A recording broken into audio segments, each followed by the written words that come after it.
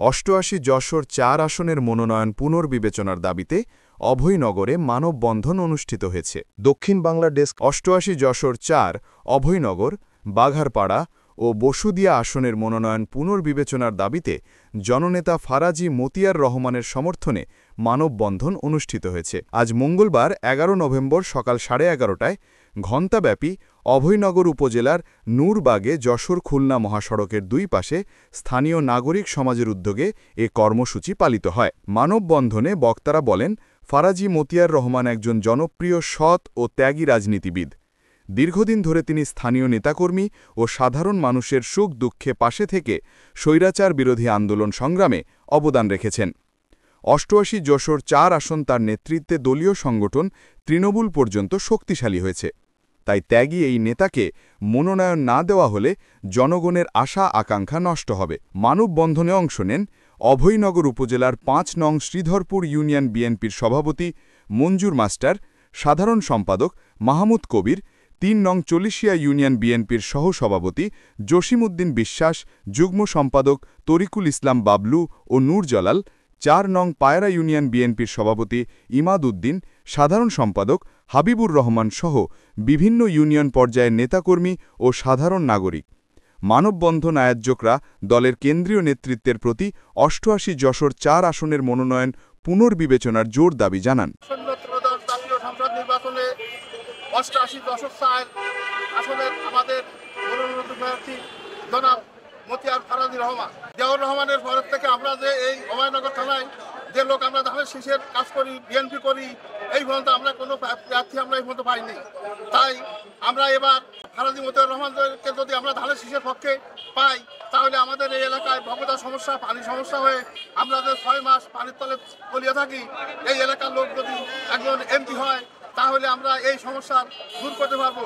তাই জনাব তারেক রহমানের কাছে অনুরোধ, তিনি যেন আমাদের এই সংসদ আসন এলাকায় ধানের শীষের প্রতীক ফারাজি মতিয়ার রহমানকে দিয়ে দেয়, তাহলে আমরা তাদেরকে বিপুল ভোটে জয়যুক্ত করে আমরা তাকে সংসদে পাঠাতে পারবো। আগামী আমাদের সোনার বাংলাদেশ গড়ার জন্য ৩১ দফার যে কর্মসূচি আমার নেতা দিয়েছেন, সেটিকে বাস্তবায়নের যদি করতে হয়, তাহলে অবশ্যই অভয়নগর নপাড়া থেকে ধানের শীষের মনোনীত প্রার্থী হওয়া উচিত। এটি আমাদের এই অঞ্চলের মানুষের প্রাণের দাবি। অভয়নগর থেকে আজকের মানববন্ধন করতেছি এই কারণে যে আমাদের মতিউর রহমান স্যার যেন নমিশন পায়। বিগত ১৭ বছর ধরে সে এত হামলা মামলা, বোম গুলিবিদ্ধ হয়েছে, অনেক কষ্ট করেছে, অনেক জেল খেটেছে। আজ ১৯৭১ সালের পর থেকে আমাদের অভয়নগরে ধানের শীষের প্রতীকে কেউ মনোনয়ন পায়নি। আমাদের অভিভাবক ফারাজি মতিয়ার রহমান চাচাকে আজকে বাংলাদেশ জাতীয়তাবাদী দলের অভয়নগরের কাণ্ডারি উনি। আমরা চাই অভয়নগর মানুষ আজ এক হয়েছে, তারা সবাই মিলে আজকে তাদের সবার দাবি আমাদের অভিভাবক অভয়নগর থানা বিএনপির সভাপতি ফারাজি মতিয়ার রহমান চাচাকে মনোনয়ন দেওয়া হোক। রাজনৈতিক বয়সে উনি কখনোই মনোনয়ন পাননি, উনি বারবার মনোনয়ন চেয়েছেন, ওনাকে অপেক্ষায় রাখা হয়েছে, মনোনয়নের দ্বিতীয় সিরিয়ালে রাখা হয়েছে, কিন্তু ওনার শেষ বলায় প্রথম সিরিয়ালে উনি পাননি। আমাদের সবার দাবি উনি শেষ বয়সে ওনাকে যেন মনোনয়ন দেওয়া হয়, ওনাকে অভয়নগরের প্রয়োজন, অভয়নগরের মানুষ চাই ওনাকে মনোনয়ন। বিএনপি প্রতিষ্ঠা কাল থেকে আমাদের অভয়নগর কখনো বাংলাদেশ জাতীয়তাবাদী দল থেকে মনোনয়ন দেওয়া হয়নি। এটা বলতে চাই যে ২০০৮ সালে সে মনোনয়ন নিয়ে নির্বাচন করছে, সে কি জিততে পারছিল না। মানে এটা প্রমাণিত হয় যে তার আসলে ভোট নাই, সে নেতা বড় হতে পারে। ২০১৮ সালে যখন নির্বাচন করলো, তখন কিন্তু সে নির্বাচন সুষ্ঠুভাবে করতে পারলো না। এতে করে সেটা প্রমাণ হয় যে তার তেমন কোনো কর্মী নাই। তার টাকা থাকতে পারে, এ জায়গায় আমাদের নির্বাচন করতে হলে আমাদের ভোটের প্রার্থী লাগবে। তো তাতে করে যে প্রার্থীর ভোট থাকবে, যে প্রার্থী সহজে জিতবে, আমাদের মনে হয় দল থেকে তারাই মনোনয়ন দেওয়া উচিত। এই ৫ তারিখের পর থেকে বিভিন্ন নেতাকর্মীর বিভিন্ন অপবাদ ছড়াইছে। কোথাও কোনো সাংবাদিক বা কোনো লোক বলতে পারবে যে ফারাজি মতিয়ার রহমান কোনো ঘাট দখল করছে বা কোথাও কোনো দুর্নীতি করছে, চাঁদাবাজি করছে, করি নাই।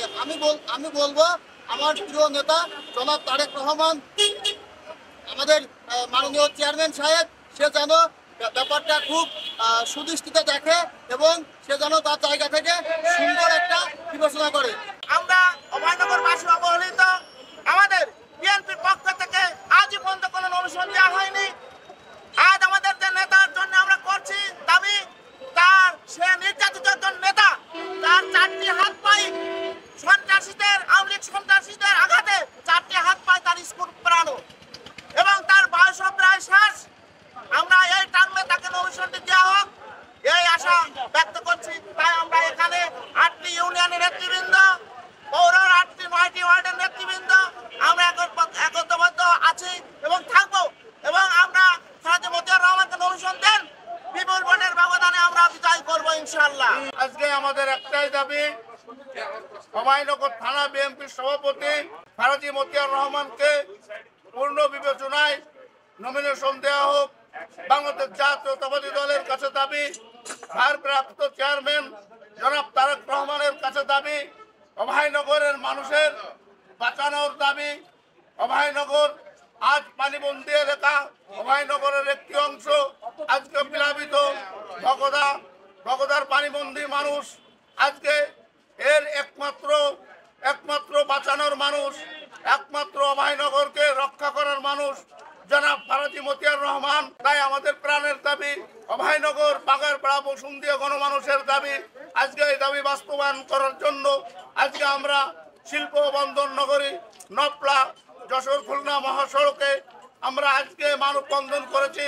তাই ভারপ্রাপ্ত চেয়ারম্যানের কাছে দাবি, আমাদেরকে পূর্ণ বিবেচনায় করায় খালেদা মতিয়ার রহমানকে নমিনেশন দেওয়া হোক। আমাদের জনতার জনাব খালেদা মতিয়ার রহমানের 88/4 নমিনেশন পুনর্বিবেচনার দাবিতে আজকে আমরা কেন নমিনেশন পুনর্বিবেচনা করছি? আজকে অভয়নগরের সর্বস্তরের মানুষের একটি স্লোগান এসেছে, আজকে 88/4 যদি ধানের শীষের দখলে থাকতে হয়, অভয়নগরের মানুষের মুখে একটি কথা এসেছে, খালেদা মতিয়ার রহমানের কোনো বিকল্প নাই।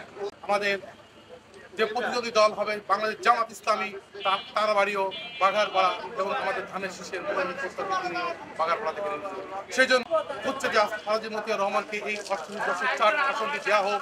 এই জন্য আজকে আমরা অভয়নগরের পৌর এবং ইউনিয়নের প্রতিটি পর্যায়ের সর্বস্তরের নাগরিক সমাজের সচেতন মহল থেকে এখানে আমরা উপস্থিত হয়েছি। খালেদা মতিয়ার রহমানকে নমিনেশন দেওয়া হোক, এটাই আমাদের একমাত্র দাবি। আমরা মিডিয়া ভাইদের মাধ্যমে জানান দিতে চাই, আমরা অত্যন্ত ভারাক্রান্ত মনে আপনাদেরকে বলতে চাই, যশোর 4 নির্বাচনী এলাকায় আপনারা জানেন প্রাথমিকভাবে যাকে মনোনয়ন দেওয়া হয়েছে তিনি গত 1/11 যে 111-এর যে সরকার, মঈনুদ্দিন ফখরুদ্দিনের যে সরকার, সেই সরকার কি করেছিল?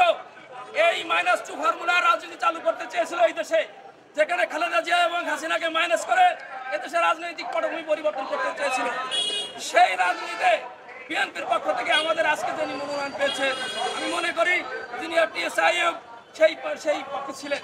আমরা কোনো প্রকার ফাঁসিবাদ, কোনো প্রকার -2 ফর্মুলার কোনো নেতা, কোনো প্রকার দুর্নীতিগ্রস্ত, ঋণ খেলাপি কোনো প্রকার দেখতে চাই না এবং যারা দুর্নীতিগ্রস্ত আছে, মানি লন্ডারিং মামলা আছে, তাদেরকে আমরা এখানে নির্বাচনে কোনো প্রার্থী হোক এটা আমরা চাই না।